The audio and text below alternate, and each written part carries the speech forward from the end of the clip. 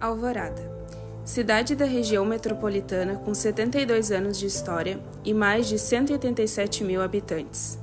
Uma cidade que, infelizmente, é marcada por seus índices negativos na educação e alta taxa de criminalidade.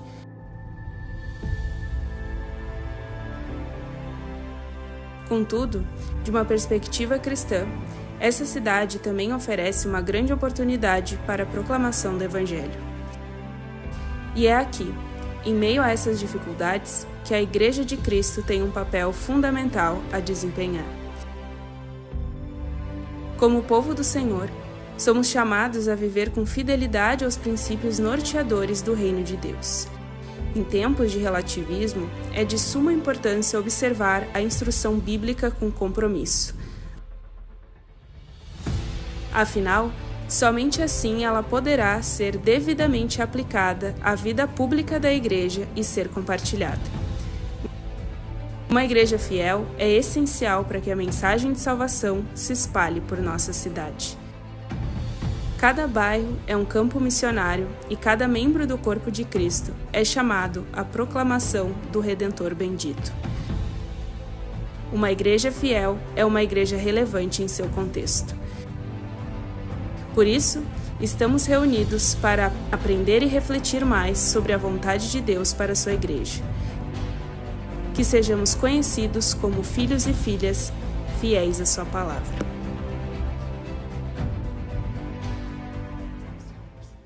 Nessa conferência nós estamos falando sobre a beleza da igreja. Eu espero que você realmente ame a igreja de Cristo, porque ela é preciosa. Ela é preciosa para Cristo. O apóstolo Paulo falou sobre aquilo que a pessoa que é salva em Cristo é a pessoa por quem Jesus morreu, né? Então, se Jesus assim amou a igreja, quanto nós devemos também amar a causa de Cristo. Nós vamos refletir nessa noite sobre a beleza da igreja na sua luta contra o pecado. De fato, o pecado é algo que é a desgraça da humanidade e do mundo, do próprio cosmos, né, de todo o planeta, porque quando o pecado entrou, trouxe sobre toda a criação a maldição. Eu vou ler com os irmãos em 1 João capítulo 3, os versos 2 e 3, que será o texto da nossa pregação. 1 João capítulo 3, os versos 2 e 3. Assim diz a palavra de Deus: Amados, agora somos filhos de Deus, mas ainda não se manifestou o que haveremos de ser. Sabemos que, quando Ele se manifestar, seremos semelhantes a Ele, porque haveremos de vê-lo como Ele é.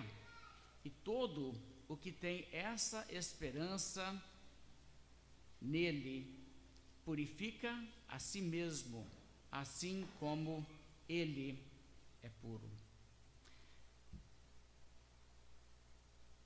A epístola de 1 João é uma epístola que tem algumas preocupações. Quando João escreve para as igrejas, e é uma epístola para distribuição geral entre as igrejas, o apóstolo João já está bem avançado em dias, ele é o único apóstolo ainda vivo entre toda a igreja na terra, e ele sabe que existem algumas questões muito importantes a serem esclarecidas.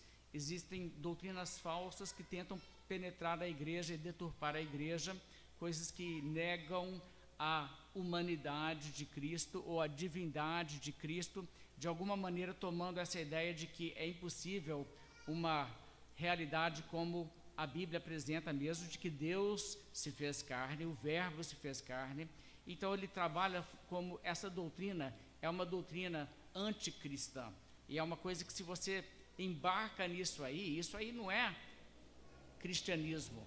E ele também reconhece que existe uma distorção que é pregada por algumas pessoas, até muitas vezes associadas a esse movimentozinho de negação da plena humanidade e divindade de Cristo, que é a distorção de dizer que o seu comportamento não importa, que você não precisa de ter uma vida de santificação, um abandono do pecado, um arrependimento sincero, que isso aí não é realmente uma coisa tão necessária assim. E então, no meio de tudo isso aí, existe uma preocupação de transmitir para os verdadeiros cristãos a certeza de salvação, porque quem é verdadeiramente salvo é importante que essa pessoa tenha essa certeza e essa tranquilidade, ela saber que ela tem vida eterna. Por outro lado, pessoas que estão enganadas, achando que têm salvação, achando que são pessoas que são filhos de Deus e na verdade não são, precisam também dessa abordagem que desmascara qualquer que seja a mentira que a pessoa tenha acreditado, que leva ela a esse auto-engano de que ela é salva. Então, essas são algumas das preocupações na epístola de 1 João. E nessa altura, já tendo trabalhado que o verdadeiro cristão é alguém que confessa o Pai e o Filho e que tem uma cristologia devida e correta, e é uma pessoa que de fato não vive pecando e não anda assim fora dos mandamentos de Deus, não tem um desprezo pelos mandamentos de Deus. Ele nessa altura dirige-se para aqueles que são realmente, verdadeiramente salvos e povo de Deus, e ele fala nesses termos tão carinhosos até: amados, agora somos filhos de Deus. E existe uma celebração nisso, existe até uma surpresa, porque ele inicia o capítulo falando, gente, é um amor assim, difícil até da gente conseguir enfiar na cabeça que Deus tenha nos amado a esse ponto, a ponto de nós sermos filhos de Deus, mas de fato nós somos filhos de Deus. E então ele passa a ter dois conceitos nesses dois versos que nós devemos realmente observar, é o foco do que ele está transmitindo aqui. Primeiramente, ele tem essa questão de que, por sermos hoje filhos de Deus, nós não somos o que nós éramos. Veja, ele diz no verso 2, agora somos filhos de Deus. E no verso 3 ele diz, e todo o que tem essa esperança nele, purifica a si mesmo assim como ele é puro. Ou seja, alguém que é filho de Deus, alguém que teve essa salvação de qual o Evangelho fala, é uma pessoa que a si mesmo se purifica. Então antes ela não era assim, antes ela era indiferente para com os pecados da sua vida, e ela era indiferente com o que Deus queria, mas o que tem nele essa esperança é alguém que a si mesmo se purifica, assim como ele é puro. E a outra questão que é enfatizada aqui está no verso 2, onde ele diz, ainda não se manifestou o que haveremos de ser. Ou seja, então primeiramente nós não somos o que nós éramos, mas também nós não somos o que nós seremos. Então as duas coisas estão relacionadas ao pecado. Então existe aquele primeiro estágio em que a pessoa na incredulidade não está preocupada em agradar a Deus e ela vive para si mesmo. Mas como Paulo disse, que Cristo morreu para que aqueles que vivem não vivam mais para si mesmos, mas por aquele que por eles morreu e ressuscitou. Pois então, isso então já aconteceu, já houve o arrependimento, o resgate dessa pessoa, dessa vida entregue ao pecado, e agora a pessoa não é mais o que ela era, mas ela ainda também não é o que ela será. Então ele fala isso, sabemos que quando ele se manifestar, e aqui é a segunda vinda, seremos semelhantes a ele, porque haveremos de vê-lo como ele é. Então existe essa expectativa que olha para frente, e essa esperança de que um dia nós seremos como Cristo, conformes à imagem de Cristo, libertados, portanto, de todo pecado e de todo vestígio de pecado que ainda em nós habita através da nossa carne. Então, um cristão é alguém, ao mesmo tempo, muito feliz e muito triste. Isso é você.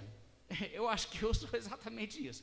Porque existe uma felicidade pelo que já aconteceu, que Cristo nos resgatou, que Ele nos tirou do lamaçal do pecado, Ele nos trouxe a uma nova vida, e nós somos novas criaturas, e nós temos certeza do amor de Deus e do perdão dos nossos pecados, e essas questões são alegrias incomparáveis. Gente, assim, se alguém me falasse, Daniel, você vai um dia ser premiado com um prêmio enorme em quantidade de dinheiro, isso aí não teria nada que comparar com a realidade de que eu tenho vida eterna, e eu estou caminhando para a glória, e quando Deus fizer novos céus e nova terra, eu estarei lá com todos os santos, com todo o povo de Deus redimido, com pessoas que eu terei por elas apenas admiração, apenas desejo de ficar mais e mais e conhecer essas pessoas e me interagir com elas, e terei também acesso a conversar com o Senhor Jesus Cristo. Já pensou que coisa preciosa,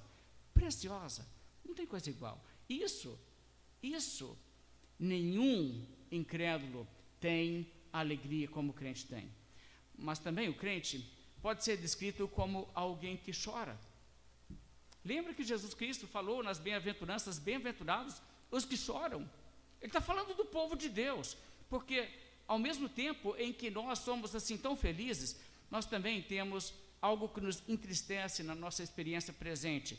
Nós temos a tristeza de insatisfação com o fato que nós ainda não atingimos o alvo que nós desejamos, que é o abandono absoluto do pecado, a vitória completa do pecado. Nós ainda temos aquilo que a Bíblia fala, o pecado que tenazmente assedia e que nós temos que lutar contra ele. Então nós temos uma insatisfação conosco no estado que nós estamos, então nós antecipamos a glória. Não é que essa tristeza é aquela tristeza que nos paralisa e que nos joga para baixo e a gente fica assim deprimido e derrotado. Não, nós temos aquela atitude do apóstolo Paulo que diz: eu ainda não atingi o alvo, mas esquecendo-me das coisas que para trás ficam, prossigo para o alvo, sabendo que os nossos pecados estão perdoados. Nós não estamos debaixo de um juízo, nós não estamos debaixo da lei para cumprir a lei, ou senão seremos condenados. Então, com esse amor paternal, um amor que parte também recíproco da nossa parte para com o Pai, que diz: eu sou aceito, e eu sou amado, e eu sou perdoado, mesmo que eu ainda luto contra o pecado. Nós enfrentamos o nosso dia a dia, mas temos essa insatisfação no fato de sermos ainda pecadores. Mas bem-aventurados os que choram, porque serão consolados. E existe então aí nisso já uma realidade que essa tristeza é temporária. Porque se nós estamos inconformados, porque não somos aquilo que seremos, mas nós nos agarramos ao fato de que certamente nós seremos aquilo que nós ainda desejamos ser e não somos. E o crente também tem uma insatisfação com o mundo, não é? Nós vemos o pecado ao nosso redor, e o pecado que de tantas e tantas e tantas maneiras destrói vidas e leva pessoas para longe de Deus. E isso também nos entristece, isso também nos causa pesar. Então, no meio dessa frustração, nós temos o alento de sermos salvos. Esse paradoxo, então, é algo que nós só podemos entender e nós só podemos analisar a partir de uma percepção de o que é realmente um cristão. E que é esse estado que nós estamos, em que não somos o que nós éramos, mas também não somos aquilo para o qual estamos caminhando, aquilo que nós certamente seremos. Vamos pensar então de onde Deus nos tirou. Qual é o estado do coração humano? O estado em que nós estávamos, como o apóstolo Paulo descreve quando ele diz que todos nós andávamos outrora como o mundo, andando na carne, segundo o príncipe da potestade do ar. Nós éramos filhos da ira, como também os demais. Enquanto uma pessoa não tem um despertar no seu entendimento do que é a maldade do coração humano, o ser humano se ilude muito. O ser humano se engana e diz coisas tipo assim: não sou perfeito, mas eu sou uma boa pessoa. E isso não é bem verdade. Na verdade, é muito, muito falso dizer que nós somos pessoas boas. Agora, dificilmente você encontra um incrédulo que diz para você que ele não é uma boa pessoa. É uma coisa assim tão estranha, porque eu me lembro algum tempo atrás, já faz mais de uma década, não lembro exatamente que ano foi, mas uma pessoa que cometeu um desses atos assim terríveis de crime, que foi com armas e foi no local onde ele trabalhava e se vingou lá dos seus colegas de trabalho, baleou gente. Eu acho que umas 14 pessoas morreram, uma situação assim. Depois a polícia chegou e ele ainda tinha munição, ele confrontou a polícia, mandou bala na polícia, não conseguiu atingir policial nenhum, mas daí a pouco, quando a coisa lá, a disputa resolveu lá, ele tinha morrido nessa troca de tiros. As pessoas então encontraram um bilhete que ele tinha escrito ali quando ele estava acuado ali pela polícia, ele não conseguia sair, fugir para onde queria sair, e estava trocando bala com a polícia. Ele escreveu um bilhete ali, ele falou assim: as pessoas não me entendem, as pessoas acham que eu sou uma pessoa má, eu não sou uma pessoa má, eu sou uma pessoa boa. E foram suas últimas palavras para o mundo. Quer dizer, uma pessoa se ilude que ele pode ter esse tipo de comportamento vingativo, de sair e matar pessoas por causa de disputas aí, questões do trabalho, mas não sou uma pessoa boa. Puxa, como é que uma pessoa se ilude assim? Acho que as pessoas das famílias das vítimas não olhariam com a mesma ótica. Mas o ser humano tem essa tendência, o ser humano tem a tendência de olhar para o seu pecado e amenizar, faz isso de várias formas. Em primeiro lugar, ele diminui muito a lista. As coisas que a Bíblia diz são pecado, a pessoa diz, não, esse não, nada a ver, também não. E vai tirando coisas para dizer assim, a lista dos meus pecados é bem menor do que alguém que acredita na Bíblia vai achar, tá? Esse pessoal é meio fanáticozinho com coisa que não tem nada a ver. Aí não somente isso, até as coisas onde a pessoa acha que ela tem falhas morais e ela não é muito ética, ela não assume a culpa. Aí ela diz coisas que a sociedade é que corrompe. Em outras circunstâncias, meus pais não me criaram muito bem, a sociedade não ajuda, o governo não faz a sua parte, e tudo é culpa dos outros. E não percebe que isso é exatamente a mentalidade que surgiu quando o pecado entrou. Lembra Adão? Pecou, e a primeira coisa que ele faz é procurar alguém para julgar a culpa. Então, é exatamente a mentalidade do pecado. E o que Jesus começa a mostrar quando Jesus prega, é que não é assim, que o pecado é uma coisa que você pega de fora, né? Você sai de casa limpo, e lá fora tem um vírus, e você volta para casa doente. Jesus falou assim, por exemplo, ou fazei a árvore boa, e o seu fruto bom, ou a árvore má, e o seu fruto mau, porque pelo fruto se conhece a árvore. E aí Jesus falou uma coisa assim, que não é muito de acordo com a maneira que as pessoas acham ético falar. Mas eu te garanto que a ética de Jesus é a correta. Jesus diz para as pessoas assim, raça de víboras. Você falou assim com alguém? Cambada de cobra. É isso. Como podeis falar coisas boas, sendo maus? Porque a boca fala do que está cheio o coração. Puxa, duro Jesus. Jesus até para os seus discípulos, quando ele quis falar com eles sobre a oração, e que Deus, ele tem bom senso, e além disso, bondade, para saber atender as orações de uma maneira melhor do que a gente pensa, e ele diz, ora, se vós que sois maus, sabeis dar boas dádivas aos vossos filhos, quanto mais vosso Pai. E vocês notaram como que Jesus fala assim, de passagem, assim, na maior tranquilidade, se vós que sois maus, não é engraçado? Já pensou? Uma pessoa que não engole o fato que ela é uma pessoa má, não dá conta de ser discípulo de Jesus, não. É só pancada o tempo todo. Jesus, para destruir de vez essa teoria de que o mal vem de fora e que nós, né, nascemos bons, mas aí a sociedade vai lá e meio estraga, né? Maus exemplos, não é depravação, é privação. Eu não ganhei o carinho, o afeto e tal. Tá bom, Jesus fala assim, nada há fora do homem que entrando nele o possa contaminar, mas o que sai do homem é o que o contamina. E os discípulos quiseram entender esse negócio melhor, e eles perguntaram para Jesus que negócio que é esse. Então Jesus disse para eles, porque de dentro do coração dos homens é que procedem os maus desígnios, a prostituição, os furtos, os homicídios, os adultérios, a avareza, as malícias, o dolo, a lascívia, a inveja, a blasfêmia, a soberba, a loucura. Ora, todos estes males vêm de dentro e contaminam o homem. Sabe as coisas ruins da sua vida, os problemas que você tem? Você sabe de onde vem? Vem de fora não, vem daqui. Os meus problemas vêm daqui. Nós temos uma natureza má e uma natureza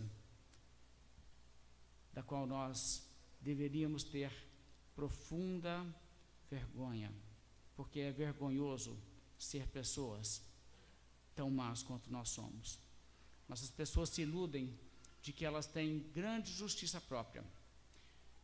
A Bíblia avisa sobre essa autoavaliação que o ser humano faz, onde o ser humano dá uma boa nota para si mesmo, e todo mundo faz isso, sabe? Um estudo feito algum tempo atrás, desses de psicólogos, eles analisaram como que as pessoas lidam com as suas memórias, e eles perceberam uma questão de uma seletividade muito grande. Eles disseram que quando as pessoas fazem coisas das quais eles têm vergonha que eles fizeram aquilo, que a memória vai dando um jeito de apagar aquele negócio, ela vai tentando esconder aquilo. E ela consegue, muitas vezes você não consegue, porque você tem, assim, uma coisa assim, muito marcante, muito, assim, talvez até traumática, a maneira que você foi surpreendido, pego no ato, e aí você não apaga aquilo da sua memória. Mas muitas coisinhas que você faz ao longo da vida, você faz uma coisinha desonesta aqui, uma mentirinha ali, aí você dá um tombo em alguém, prejudica alguém com uma calúnia, e essas coisinhas a sua mente vai apagando, porque no fundo você sabe que aquilo foi feio, então você quer que você tenha autoestima. Então você começa a fazer isso, e eles disseram que 70% das memórias, das coisas que você faz, das quais você tem vergonha, você apaga e você não lembra. 70% delas. Mas, por outro lado, as coisas que você faz, que você tem orgulho delas, você pensa assim, eu mereço tapinha na costa, eu mereço aplauso, olha que bonito que eu fiz, né? Eu fiz uma coisa tão bonita lá, eu fiz uma homenagem para minha mãe, foi tão bonito que eu falei, eu ajudei aquela pessoa que estava precisando de alguma ajuda ali, ela estava perdida lá na rodoviária, tentando encontrar uma coisa, ela não sabia o que fazer na minha cidade, e eu fui lá, sou uma pessoa tão caridosa, essas coisas todas assim. Aí a nossa memória, ela é bem capaz, ela guarda para essas coisas para a gente, ela perde disso aí cerca só de 10%, ou seja, ela guarda 90%.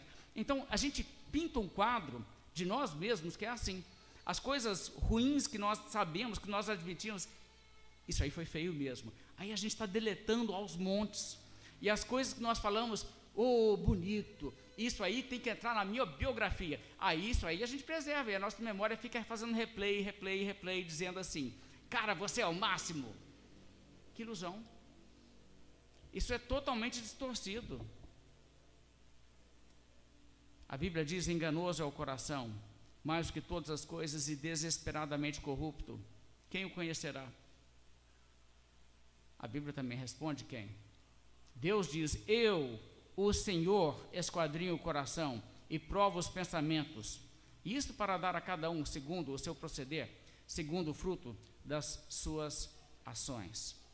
Então, o que acontece na realidade, quando nós falamos do Evangelho para as pessoas, existem inúmeras pessoas que ouviram o Evangelho e nem sentiram que tem necessidade disso.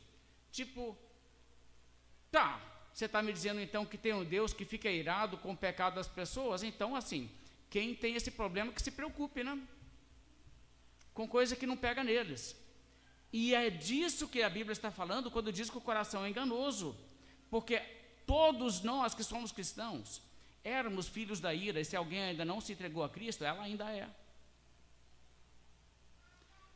A Bíblia fala sobre Deus e como Deus é separado do pecador com o termo santo, e é uma coisa que a Bíblia enfatiza, que isso é tão importante, que a Bíblia mostra os seres angelicais adorando a Deus, clamando, santo, santo, santo é o Senhor dos Exércitos. E essa repetição 3 vezes é para levar ao superlativo, para enfatizar que Deus é acima de tudo santo. O apóstolo João, aqui nesta mesma epístola, disse, a mensagem que da parte dele ouvimos e anunciamos a vocês é justamente essa, que Deus é luz e não há nele treva nenhuma. É um modo de falar que Deus é perfeito, ele é absolutamente perfeito, sem nenhum defeito de nenhum tipo.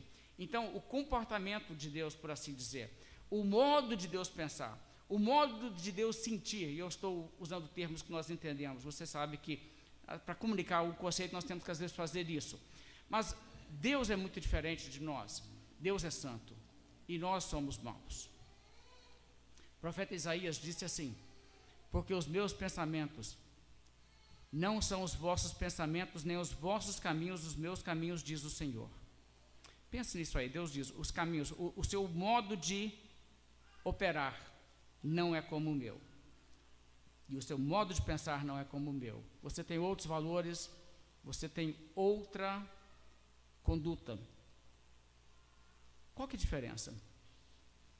Ele diz: porque assim como os céus são mais altos do que a terra, assim são os meus caminhos mais altos que os vossos caminhos, e os meus pensamentos mais altos que os vossos pensamentos. Dá uma boa lacuna. Alguém sabe medir os céus? Onde que é o limite? Que você chega lá, você chega na parede e você diz: acabou, não tem mais espaço depois disso aqui. Não tem nem para onde o universo crescer mais. Existe? Então, quer dizer, o desfalque é meio extenso, não é? Assim como os céus são mais altos que a terra, assim são os meus caminhos mais altos que os vossos caminhos, e os meus pensamentos mais altos que os vossos pensamentos. Gente, vamos pensar uma coisa aqui. Se eu fosse usar esse espaço aqui, dessa pequena mesa aqui na minha frente, como uma referência do espectro que existe de o homem estar aqui no pecado, aqui temos o pior de todos os pecadores que existe no mundo hoje. E tem pecador que é pior que o outro. Okay? Tem gente que é pior que o outro. Então vamos lá por esse caminho. O pior está aqui, nessa ponta. E do outro extremo aqui dessa pequena mesa, nós vamos representar como se fosse um gráfico, aqui está Deus na sua santidade. Então temos esses dois extremos. Eu quisesse então falar contigo, vamos colocar aqui, vamos usar algum objeto aqui para marcar onde você colocaria o melhor ser humano no planeta. Onde que você colocaria? Às vezes eu faço essa pergunta para pessoas que eu estou evangelizando. As pessoas tipicamente falam assim: eu acho que mais ou menos aqui pelo meio, talvez um pouquinho mais para cá, talvez um pouquinho para lá, mas é tudo nessa faixa assim. Esse é o problema, que a pessoa não entende o que é o pecado e a extensão da maldade do ser humano e o que é a natureza pecaminosa que nós habita e é nosso grau de maldade. Se nós levamos a sério o que a Bíblia acabou de dizer, o que nós acabamos de dizer, que a diferença entre os nossos caminhos e os caminhos de Deus, os pensamentos de Deus e os nossos, é como os céus salteiam acima da terra.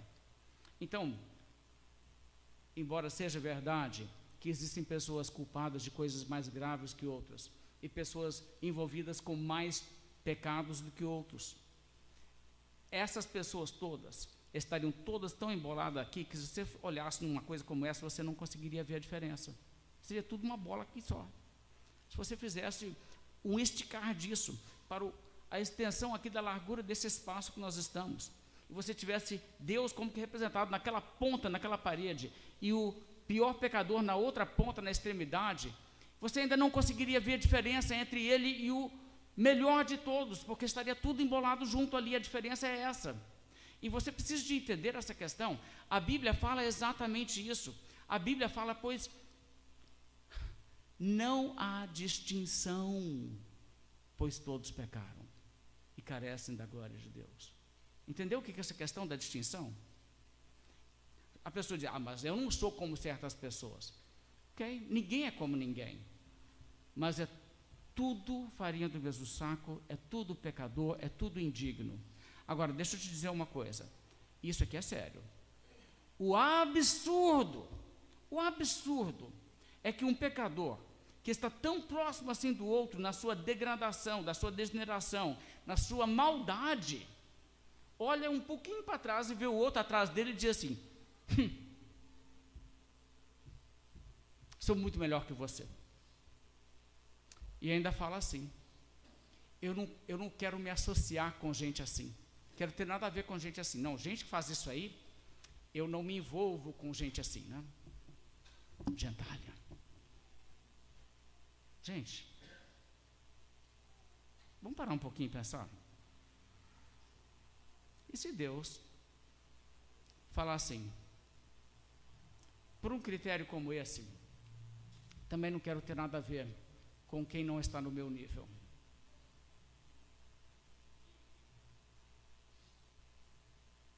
O ser humano acha que ele é bom, mas olha, a Bíblia diz assim, esse é Salmo 14, passagem que é repetido outra vez no livro de Salmos, e até o Novo Testamento Paulo cita isso e aplica que isso é toda a humanidade. Salmo 14, verso 2 diz: do céu olha o Senhor para os filhos dos homens, para ver se há quem entenda, se há quem busque a Deus. Todos se extraviaram e juntamente se corromperam. Não há quem faça o bem. Não há nenhum sequer.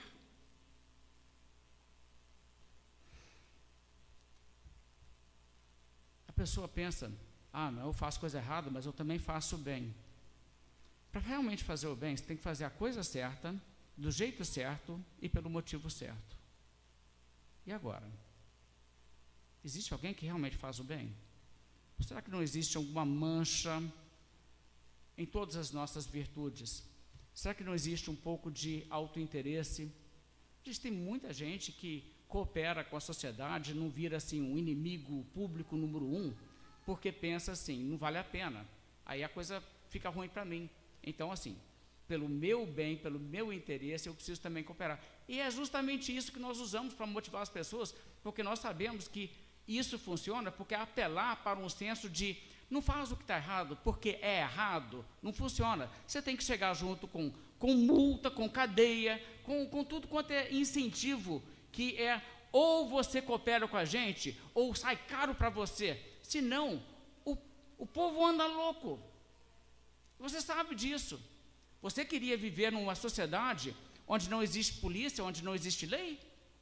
Eu não queria. Tenho certeza que você também não queria. E aí a pessoa está lá assim: mas eu sou uma pessoa muito honesta. Como se fosse assim, tudo puros motivos. E o orgulho? E a pessoa que quer ali se vangloriar de suas qualidades? Gente, até mesmo as nossas qualidades são manchadas. O livro de Isaías diz: todos nós somos como o imundo, e todas as nossas justiças como o trapo da imundícia. Todos nós murchamos como folha, as nossas iniquidades como um vento nos arrebatam. E o que isso realmente significa? É que se você tivesse como fazer assim, se apresentar diante de Deus em juízo, e Deus te falasse: eu vou deixar você apagar da sua vida tudo aquilo que você não quer que eu leve em conta, me mostra só o que você diz aqui, me julga a partir disso aqui, e você apresentasse para Deus então as suas boas obras, ali haveria condenação para você. Em cada uma das suas boas obras haveria imperfeição, porque você não é o que você deveria ser, até quando você acha que você merece parabéns. Meu caso também. Então, o que isso implica? Deus é santo, nós somos pecadores. Bem, isso significa que se Deus realmente quiser ter um relacionamento conosco que envolve comunhão, essa questão do pecado vai ter que ser resolvida. E se nós vamos ser reconciliados com Deus, existe necessidade que justiça seja feita em relação aos nossos pecados, certo? Porque Deus não irá dizer: ok, você merece castigo, você é mau, mas eu gosto de você, então vamos fazer vista grossa, finge que nunca aconteceu, porque conosco aqui a justiça é na base da amizade. Não, isso não vai ser o caso. Deus não é um corrupto. Então justiça terá que ser feita. Só que se justiça for feita em cima de mim pelos meus pecados, então eu pagarei e nunca serei capaz de dizer: quitei minha dívida. Então eu tenho esse problema, e também tenho o problema que eu tenho que ser liberto do meu pecado, ou seja, eu tenho que realmente parar de pecar. Eu tenho que ser alguém que não peque mais. Então, qual que é a proposta, qual que é a solução? O Evangelho chega exatamente com essa proposta. Jesus Cristo, pelo seu sangue, salva pecadores. Ele derrama o seu sangue e morre no nosso lugar. Ele toma sobre si a nossa iniquidade, o nosso pecado, ele sofre, e o castigo que nos traz a paz cai sobre ele. E pelo sangue de Jesus, então, aqueles que se arrependem do pecado e creem nele como Salvador, são salvos. Agora, o arrependimento é então fundamental e necessário, porque não seria nada que condiz com o caráter de Deus dizer para o pecador: então faz o seguinte, manda brasa no pecado, né? Continue, vai, peca, faz tudo que você quer fazer, eu pago por você, eu pago, a conta está por minha conta, ok? isso não seria um incentivo para o pecado? Isso tornaria Deus, na verdade, um cúmplice do mal. E Deus não faz esse tipo de papel. Então, assim, arrependimento é essencial. É um caso de uma pessoa chegar e dizer: eu não quero ser essa pessoa mais, eu quero me arrepender. E junto com isso, existe então uma confiança de que a salvação não é pelo seu próprio mérito, porque a pessoa entende que o seu mérito é o castigo. O inferno poderia ter ali escrito ao merecedor, mas não o céu. A vida eterna é para quem não merece. E a pessoa não pode se vangloriar e atribuir a si mesmo a causa da sua salvação. A pessoa tem que ser aquela pessoa que diz: de fato, eu mereço o castigo, mas Jesus é o meu Salvador. E deixe-me ver se eu consigo retratar um pouco a ética disso. Imagine que em um local que tivesse aí uma espécie de pena de morte para criminosos que fazem alguma coisa assim horrenda mesmo, e uma pessoa que realmente fez essa coisa horrenda é pega, ela é acusada e devidamente investigam o crime, comprovam que é ela, então ela é sentenciada. Mas nesse país existe também o direito para um cidadão que ama um outro e não quer que aquele morra, possa se entregar no lugar daquela pessoa. E uma pessoa vai e faz isso, e se entrega por ela. E aí, essa outra pessoa é solta. Mas ela vê aquela pessoa que tanto a amou morrendo no seu lugar. E ela sabe que aquela pessoa foi executada para que ela não fosse. Aí ela liberta. E umas 2 semanas depois, você está no supermercado e você encontra com essa pessoa. E você diz: pai, você? Você está solto? Ele: sim, estou solto. Mas eu tinha ouvido notícias de que, assim, eu estou sem graça de falar, cara, mas eu fiquei sabendo que você pegou pena de morte. Aí ele: eles olharam direitinho e viram que eu não merecia bem isso não. Legal, né? O que você me diz? Isso tem um mínimo de ética, isso? Uma pessoa que realmente se tornou culpada e merecia, e escapa porque o outro deu a vida, e agora ele vai fazer a coisa, vai contar a história desse jeito? É sério isso? Isso não é uma coisa muito maligna? Não era para ele chegar e dizer assim: meu caro, você conhece fulano de tal? Ele chegou lá e se entregou, eu não tive como fazer nada. Na hora que eles me falaram, ele já tinha assumido a pena por mim, e eles me libertaram. Cara, eu devo tudo a ele. Eu não acredito que ele me amou tanto assim. Não seria isso o papel? Irmãos, uma pessoa vai se vangloriar e vai tratar com coisa que não é bem que eu mereço o castigo. Isso é uma arrogância que impede a pessoa de ter a salvação, porque não se pode tomar essa postura e atribuir justiça própria como causa da sua salvação. Você tem que olhar só para Jesus e atribuir a Ele a sua salvação. Isso é fundamental, fundamental. Então, o que é a conversão? A conversão é a seguinte realidade: é uma pessoa que não se acha tão pecador assim, que não tem convicção de pecado e não se sente merecedora da ira de Deus, mas sobre ela bate uma convicção do pecado que é do Espírito Santo. Não é isso que Jesus disse, que o Espírito Santo, quando ele vier, que ele convencerá o mundo do pecado, da justiça e do juízo? A convicção do pecado é algo que o Espírito Santo faz, porque o ser humano, ele não acredita que ele é tão ruim. O ser humano fica ali se lisonjeando e contando para si mesmo as suas próprias histórias e se fazendo de si mesmo o herói das suas próprias histórias. Aí vem o Espírito Santo e aplica a palavra de Deus, e aplica a lei de Deus, e aplica os mandamentos de Deus, e a pessoa começa a se enxergar, e a pessoa desespera, e a pessoa diz: então eu estou realmente em apuros. Essa convicção é a primeira coisa necessária para que uma pessoa venha realmente a ser salva. Um exemplo disso na Bíblia, quando o apóstolo Pedro pregou em Atos capítulo 2, e ele denunciou o pecado, a Bíblia diz: ouvindo eles estas coisas, compungiu-se-lhes o coração, e perguntaram a Pedro e aos demais apóstolos: que faremos? Já aconteceu isso com você? O que é compungir o coração? É uma ferida lá no fundo, no seu emocional, que de repente você se enxerga e você diz: gente, eu sou realmente um pecador. Eu sou realmente um pecador. Eu não mereço. Eu não mereço a salvação. Eu mereço que Deus me destrua.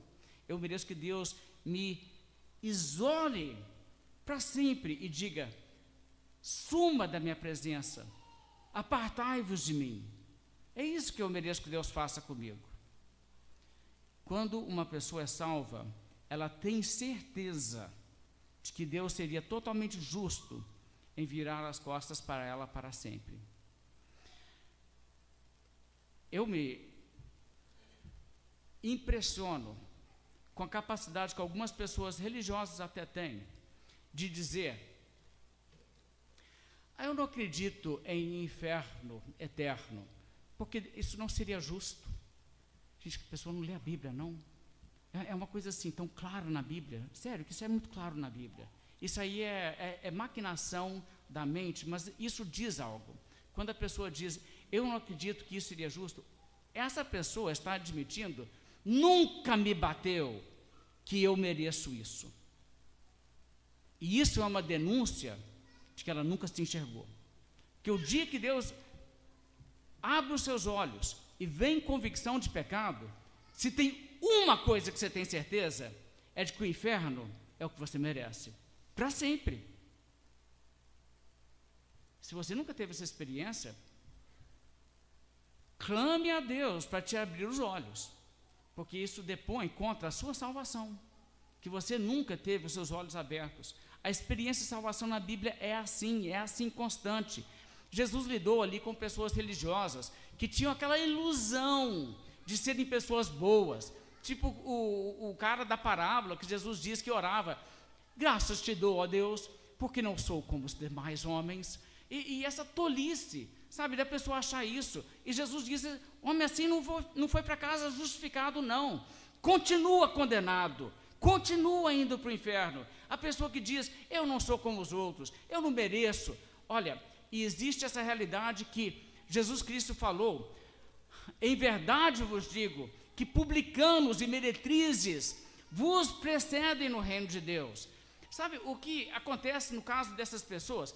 A sociedade vive contando para eles: você é ruim, você é mau. Ah não, você é ruim. Essa pessoa, ela está até talvez mais aberta para acreditar. O outro, que a sociedade não está recriminando, a sociedade está só olhando e dizendo: não, gente boa, bom cidadão. A pessoa acredita, e ela acha que a opinião da sociedade é parâmetro para Deus julgar ela, e ela não acha que precisa de salvação. E é o que Jesus disse: os sãos não precisam de médico. Não é que existe alguém que realmente seja são, é que existem pessoas que se acham sãos, e acham que não precisam de médico, e por isso não procuram salvação. O primeiro elemento necessário é a pessoa ter essa convicção de pecado. Agora, quando isso acontece, e a pessoa realmente entende o que é o seu pecado, e ela se desespera diante disso, gente, ela é mudada para sempre, para sempre.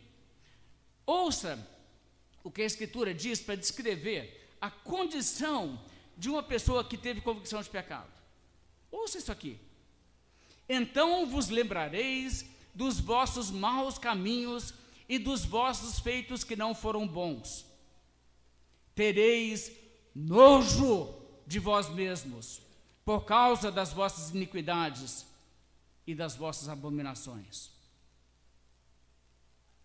Isso aqui é você. Isso aqui é alguém que Deus tirou o coração de pedra. O crente não é uma pessoa que olha para o passado e diz: não, eu era uma pessoa muito doida, cara, eu era uma pessoa muito doida. Não, bons tempos aqueles, não, mas eu tive que largar aquilo, né? Porque você sabe como que é, né? Uma hora o negócio fica feio para o nosso lado. Então, isso não é arrependimento não, gente, não é arrependimento não. A pessoa que realmente chegou a ter assim, um horror do pecado, que pensar: gente, eu fazia aquelas coisas, que nojo de mim, que nojo de ter sido um dia uma pessoa que fazia aquelas coisas. Glória a Deus que eu não sou mais o que eu era. Isso que é arrependimento. E, gente, se não houver arrependimento, e esse tipo de arrependimento sério, então isso não tem salvação, não aconteceu. Certa vez, Jesus foi na casa de um fariseu, e enquanto ele estava na casa daquele fariseu, entrou ali uma mulher que tinha um passado, uma história bem triste de vida. E ela entrou ali e começou a demonstrar um carinho, um amor por Jesus. A Bíblia diz, chorando, ela regou os pés de Jesus com suas lágrimas e enxugou com os seus cabelos e beijava os seus pés. E o homem, olhando aquilo, o dono da casa, que era um fariseu, olhando aquilo, pensou assim, que absurdo. E ele ainda está pensando assim. Todo mundo fala que Jesus é um profeta, coisa assim. Eu acho que nem profeta esse homem não é, não. Porque se ele fosse profeta, ele ia saber o passado dessa mulher. Eu sei que ele não é daqui, mas assim, não ia deixar ele sem saber isso aí. Aí ele ia saber, essa mulher é uma mulher, né, que tem um passado vergonhoso, né, uma conduta assim. Ele não estaria deixando essa mulher encostar nele. E Jesus virou para aquele homem e falou uma coisa muito interessante. Eu vou ler para vocês. Jesus contou assim, certo credor tinha 2 devedores. Um lhe devia 500 denários e outro 50. Não tendo nenhum dos 2 com que pagar, perdoou-lhes a ambos. Qual deles, portanto, o amará mais? Respondeu-lhe Simão. Suponho que aquele a quem mais perdoou. Replicou-lhe, julgaste bem. E aí Jesus começou a mostrar para ele que, olha, o jeito que essa mulher está comportando, você sabe o que é? É que ela entendeu o quanto que ela precisa de salvação. E ela entendeu que o Evangelho dá para ela perdão. E é por isso que ela está assim. Se você não tem essa gratidão, é porque você não se enxerga como precisando da misericórdia de Deus. E ele vira então para a mulher e diz para ela, perdoados são os teus pecados. É tão interessante que o que para ela era tão importante era isso. E isso é pregação do Evangelho. Esse negócio da pessoa, pregação do Evangelho é você assim, marca aí qual que é o seu problema. É problema financeiro, é dívida, é problema de casamento, é questão aí de saúde, é questão de, sei lá, dor de cabeça. Aí você leva isso na igreja e fala assim, agora não queimar esse papelzinho e você vai ter uma libertação. Isso não tem nada a ver com o Evangelho. O Evangelho é a pessoa se ver pecadora e se desesperar de Deus a tratar com justiça e clamar a Deus por misericórdia e clamar a Deus, ser propício de mim, pecador, tenha misericórdia de mim, não me dê o que eu mereço. Agora, quando isso acontece, o pecador vem realmente quebrantado e realmente arrependido, e o Evangelho é apresentado, e pela graça de Deus a pessoa entende que Jesus morreu para salvá-la, e ela então coloca a sua confiança em Cristo. Eu mereço a condenação, mas Jesus levou os meus pecados sobre si, e Deus castigou nele o meu pecado, então eu estou livre. Olha, o que acontece com essa pessoa é que essa pessoa se apaixona por Jesus, como essa mulher, poxa, não é uma coisa assim fraca que acontece não. Se você entende assim como que a Bíblia mostra o que é a verdadeira salvação, é uma coisa revolucionária. Eu estava pregando uma vez sobre a parábola do semeador, e ali fala a boa terra, aquela que recebe direito à semente, ali brota, ali ela dá a 30, 60 e 100 por 1. Eu fui ver, você sabe o que é o comum de dar ali? Não é nem 10 por 1. A expectativa de um semeador não era obter 10 por 1, mas o que menos mostra resultado na parábola é o que? É o 30 por 1. Tem uns que vai até 100 por 1, ok? Mas o 30 por 1 é tipo assim, é o mínimo que acontece, porque quando o Espírito Santo te leva a entender quem que você é, e você entende o quanto que Jesus é precioso, você não suporta de tanto que você é grato, e você quer beijar os pés de Jesus, e quer servir a Jesus, e nenhuma coisa é incômodo, você quer assim, o que Deus quer que eu faça na minha vida, eu quero fazer, como que eu posso levar essa mensagem para outros que precisam saber? E aí você reconhece também que você ainda tem pecado na sua vida, e você inconformado com isso, você diz, olha, o que eu sei que é pecado, o que eu posso impedir de nunca mais fazer, eu vou tirar da minha vida. Tem ídolo na minha vida? Acabou, acabou, não tem mais ídolo. Tem tendências ruins, eu tenho tendência de ser impaciente, ser rude com os outros, eu não acho que eu consigo assim, virar uma chave e nunca mais faço isso não. Mas eu vou combater esse negócio, eu vou lutar contra as minhas tendências, mas eu vou lutar a sério, eu vou clamar a Deus, eu vou orar a Deus por isso. E eu vou orar, eu vou falar, Senhor Deus, não me deixe cair em tentação, mas livra-me do mal. E isso vai ser uma luta constante, porque eu não vou deixar esse negócio estragar a minha conduta. Eu quero que a minha conduta seja agradável àquele que morreu por mim e que me resgatou. E, aliás, eu tenho certeza que tem muita coisa da vontade de Deus que eu nem entendo ainda. Eu não entendo muito bem a Bíblia, não. Mas eu vou começar a estudar a Bíblia, eu vou ler a Bíblia de cabo a rabo, eu vou frequentar uma igreja onde a Bíblia é ensinada, eu vou aprender, e eu vou falar assim, me ensina, porque eu quero assim, passar um pente fino em tudo da minha vida, da minha conduta, dos meus pensamentos. E eu vou descobrir essas coisas que a Bíblia fala, que os pensamentos de Deus são muito diferentes que os meus. E à medida que Deus for me mostrando, eu quero que Ele me mostre. Eu vou pedir para Ele me mostrar. E à medida que Ele for me mostrando, eu vou conformar minha vida com a palavra de Deus, eu vou tirar da minha vida aquilo que aborrece a Deus, e eu vou ser uma pessoa cada vez mais de acordo com a Bíblia. E Deus me ajuda e me mostra, porque eu não quero te ofender com o pecado. Já basta o que eu fiz. É isso que é conversão. É isso que é conversão. E tem muita gente que se acha crente evangélico, que nunca teve nada do tipo. Isso é assustador, gente, porque isso é tipo assim, isso é o básico. Isso é o básico. A vida do crente é uma vida de lutar contra o pecado, porque nós ainda temos tendências do mal na nossa vida que nós temos que simplesmente guerrear contra. Gálatas, capítulo 5, verso 17, diz assim, porque a carne milita contra o Espírito, e o Espírito contra a carne, porque são opostos entre si, para que não façais o que porventura seja do vosso querer. Agora, você notou o que ele está dizendo? Para não fazer o que é do vosso querer. Paulo presume, se você é crente, você é cristão, então você tem um querer. Você sabe o que é o seu querer? O querer é não pecar. Então, quando você peca, você faz o que você tem desejo de não fazer. O desejo lá no fundo do seu coração é de não pecar. Então, a ausência de luta contra tendências más no nosso coração é evidência de que nunca houve salvação.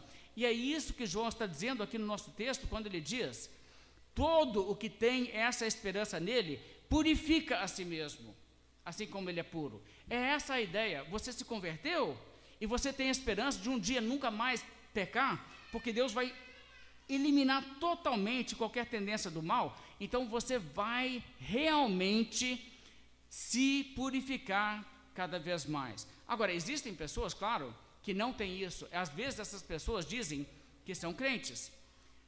O apóstolo João disse, filhinhos, não vos deixeis enganar por ninguém. Aquele que pratica justiça é justo, assim como ele é justo. A pessoa que vive uma vida como a Bíblia ensina, essa é a pessoa que foi convertida, a pessoa que se arrependeu, a pessoa que realmente ama a Jesus. E ele diz, aquele que pratica o pecado procede do diabo, não é de Deus, não, é filho do diabo mesmo. E ele usa procede do diabo, essa tradução, ela está expressando uma coisa que o tempo verbal do grego original está expressando uma ideia que indica, não aqui uma ação pontual, porque o crente cai no pecado, mas ele levanta, ele não fica lá deitando, rolando no lamaçal do pecado, tipo antes, não. Ele luta para não pecar. Então, a pessoa que vive pecando, a pessoa que assim pratica o pecado sem freio, ela procede do diabo. E ele então diz, todo aquele que é nascido de Deus, todo mundo que foi salvo, que nasceu de novo, todo aquele que é nascido de Deus não vive na prática de pecado, pois o que permanece nele é a divina semente. Ora, esse não pode viver pecando. É impossível que ele viva como ele vivia antes. Por quê? Porque é nascido de Deus. O novo nascimento muda, e muda para sempre. Então, o salvo é alguém que irá constantemente guerrear contra o pecado, e ele vai lutar contra o pecado, e ele vai tentar expurgar todo o pecado da sua conduta, da sua atitude. É isso que o santo tenta fazer. E a Bíblia então conclui essa perícope, isso é capítulo 3 de 1 João, é parte do texto, assim, o contexto do que nós lemos inicialmente, e João termina essa sessão dizendo assim, nisto são manifestos os filhos de Deus e os filhos do diabo. Todo aquele que não pratica justiça não procede de Deus, nem aquele que não ama seu irmão. Olha só, você quer saber, você quer ver quem que é salvo e quem não é? Está aí, é nisso que a coisa se revela. A pessoa que não pratica justiça, que não tem uma nova vida, essa pessoa, ela não nasceu de novo. Então a coisa está aí. Agora, eu vou dizer uma coisa para vocês. Até nisso que eu estou dizendo, existem pessoas que vão olhar, que são incrédulas e vão dizer, não, mas eu amo o próximo, e eu sou uma boa pessoa, e eu até amo a Deus. Muita gente vai dizer até que ama a Deus, que na verdade não está realmente preocupando com a vontade de Deus. E eu quero assim, reforçar uma coisa aqui, que as pessoas assim elas precisam de ler a Bíblia, estudar a Bíblia para entender as coisas. A pessoa, já vi tanta gente falando assim, eu não preciso ler a Bíblia para saber o que é certo e errado, eu sei. E você vai ver as coisas que ela apoia tudo que está errado. Apoia aborto, apoia ideologia de gênero, apoia toda espécie de comportamento que é pecaminoso. Ela vai falar assim, todas as religiões são boas, então a pessoa pode rezar para ídolos e tudo leva para Deus. Essas, assim, tantas coisas erradas que ela vai achar que são boas, porque ela não conhece a verdade. Ela precisa da lei de Deus, precisa conhecer a Bíblia, para entender o certo e o errado. Mas ela não acha nem que precisa. E eu vou dizer uma coisa para vocês.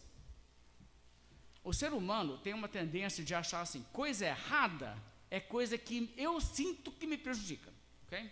Então, tipo assim, não matarás, essa é importante, super importante. Não vai me matar não, por favor. Okay? Não furtarás, também não vai mexer com minhas coisas não, tá? Minhas coisas.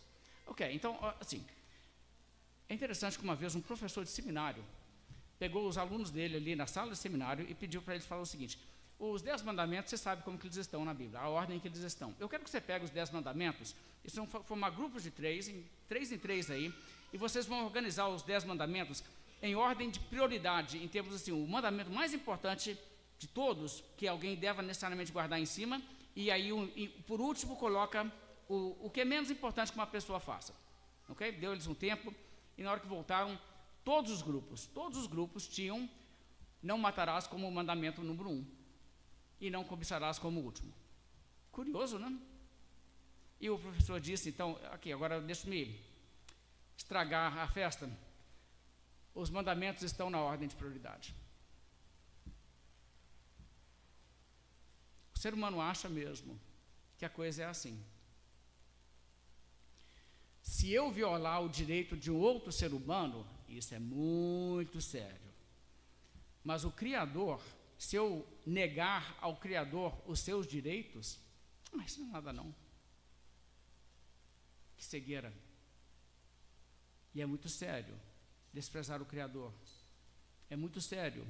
Aquilo que o apóstolo Paulo diz, tendo conhecimento de Deus, não o glorificaram como Deus, nem lhe deram graças, antes se tornaram nulos em seus próprios raciocínios, e mudaram a glória do Deus incorruptível em semelhança de homem corruptível, bem como de aves, quadrúpedes e répteis.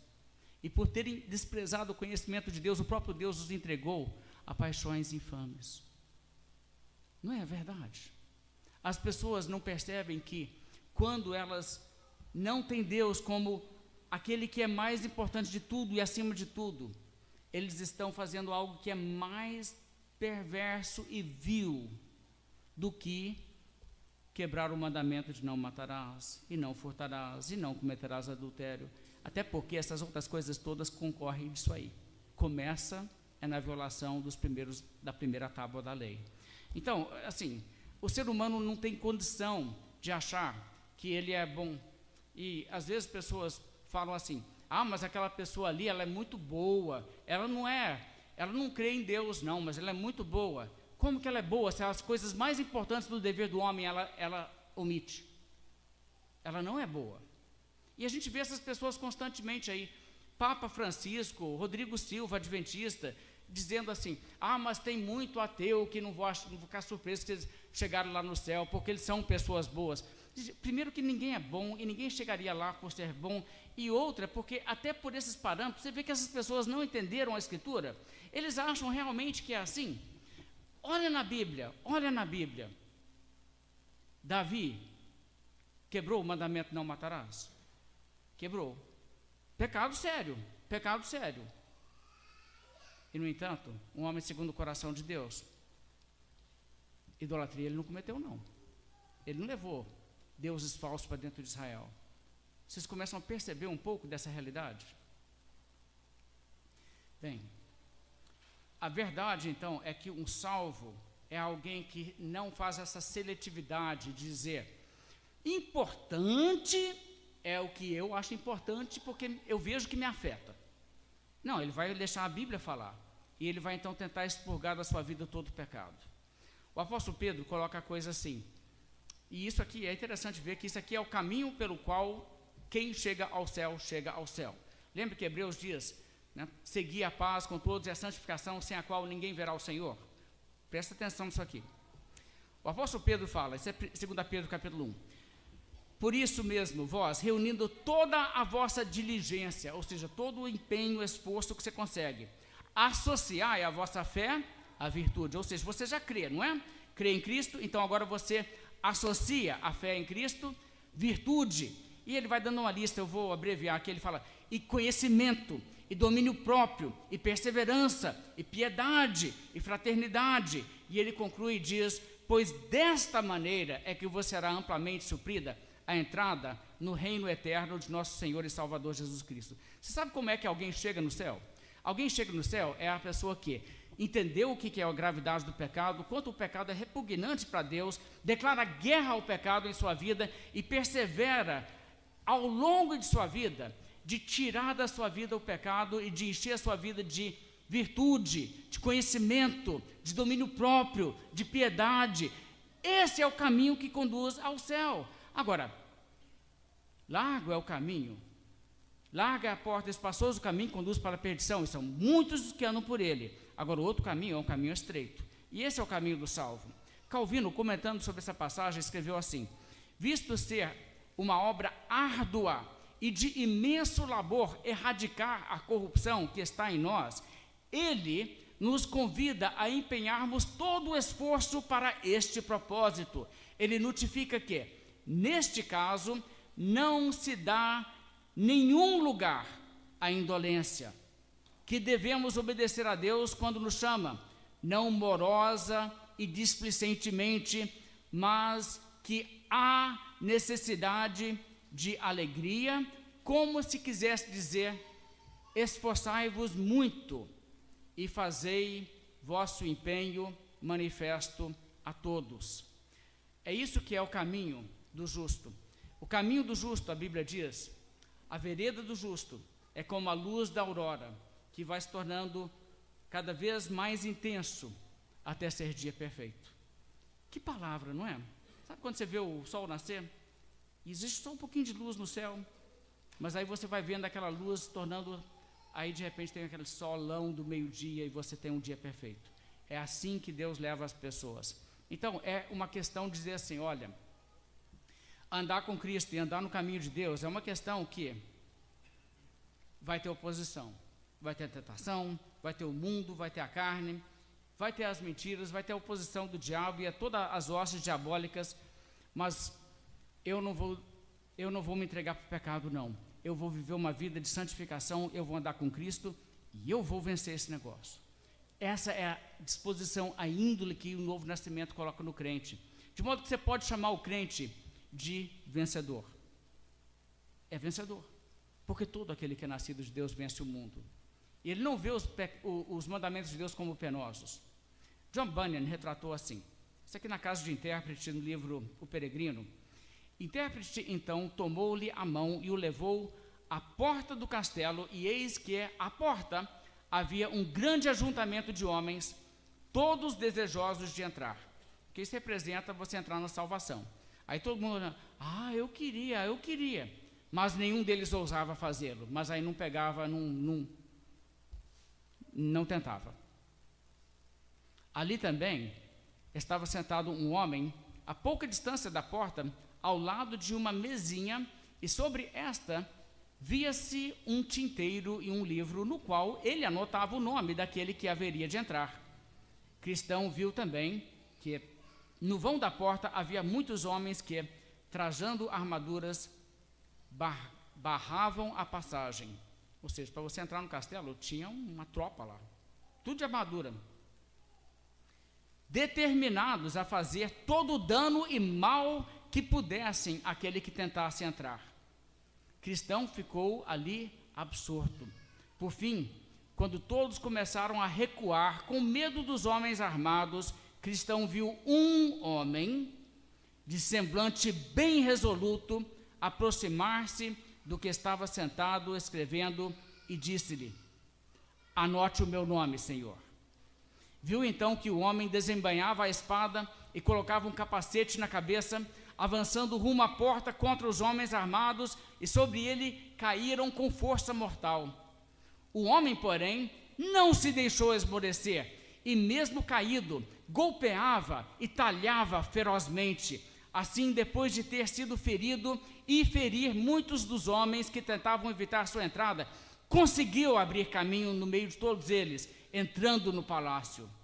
Ouviu-se então uma bela voz vinda dos que estavam lá dentro, dos 3 mesmos que caminhavam no terraço do palácio, que dizia: entre, entre, glória aqui você terá para sempre.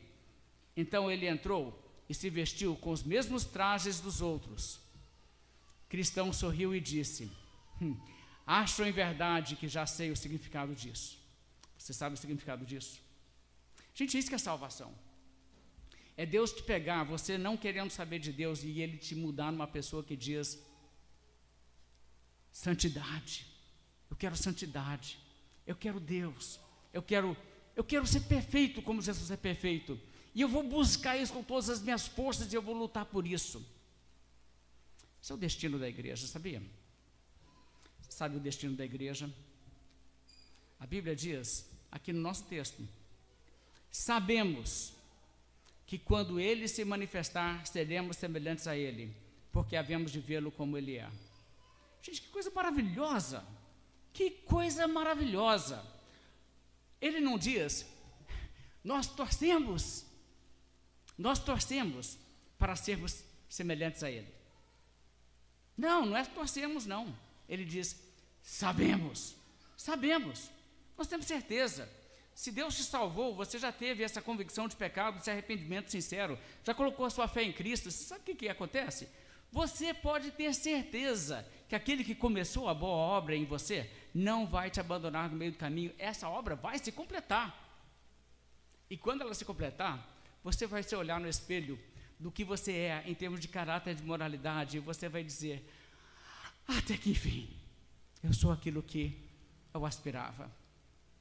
Porquanto, aos que de antemão conheceu, também os predestinou para serem conformes à imagem de seu Filho, a fim de que ele seja o primogênito entre muitos irmãos.